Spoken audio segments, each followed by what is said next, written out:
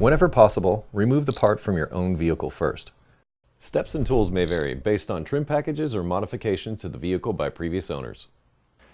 Hood removal, 2000 Ford F150.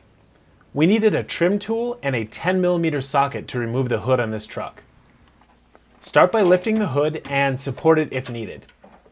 Then disconnect the plastic clips that hold the wiring to the hood.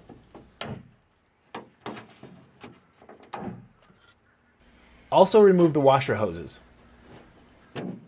There are 4 fasteners holding the hood onto this truck. There's 2 fasteners on the driver's side and 2 fasteners on the passenger side.